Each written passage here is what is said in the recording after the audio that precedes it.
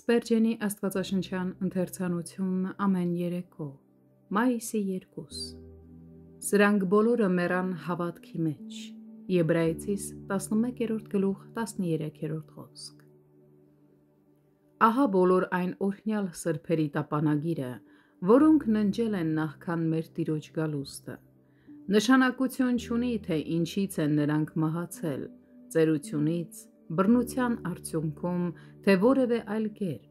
նրանց բոլորին միավորող միակ փաստը, որն արժանի է հիշատակման այն է,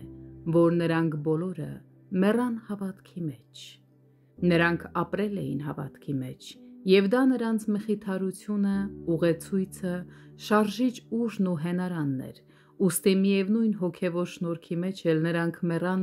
իրենց կյանքի երգն ավարտելով այն նույն քաղցրահնչյուն մեղեդիով, որի մեջ այնքան երկար հարատևել էին։ Նրանք չմեռան մարմնավոր հանգստության մեջ, ապավինելով իրենց սեփական ձեռքբերումներին, ոչ էլ երբևէ դուրս եկան այն սկզբնական ճանապարհից, որի մեջ Աստված էր իրենց դրել, այլ մինչև վերջ ամուր կառչած մնացին հավատքի ճանապարհից։ Հավատքով մեռնելը նույնքան երանելի է, որքան հավատքով ապրելը։ Հավատքով մեռնելը հայացք է նետում անցյալի վրա։ Նրանք հավատացել էին անցյալում իրենց տրված խոստումներին և վստահ էին, որ իրենց մեղքերը ջնջված են Աստծո ողորմությամբ։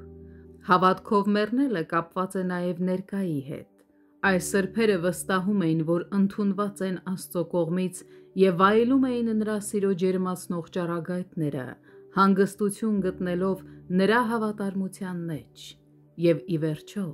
հավատքով մեռնելը առաջ դեպի ապագա է նայում։ Նրանք ննջեցին, հաստատելով, որ Մեսիան անկասկած գալու է, և որ վերջին օրերում, երբ նա կրկին հայտնվի պատմության թաթերաբեմում, իրենք հարություն են առնելու գերեզմաններից, որպեսզի տեսնեն նրան։ Նրանց համար մահվան չարչարանքներն ընդամենը ծննդկանի ցավեր էին ավելի լավ կարգավիճակի հասնելու համար։ Քաջալերվիր, ով իմանց, կարդալով այս տապանագիրը, քո ընթացքն Աստծո շնորհքով հավատքի ընթացք է։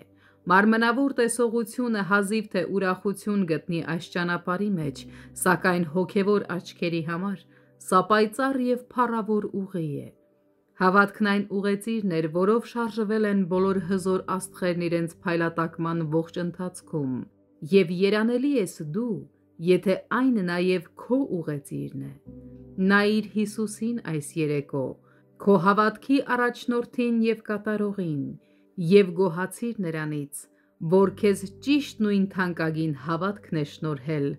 որ տրված էր հիմա փառքի մեջ գտնվող առաջամարտիկներին։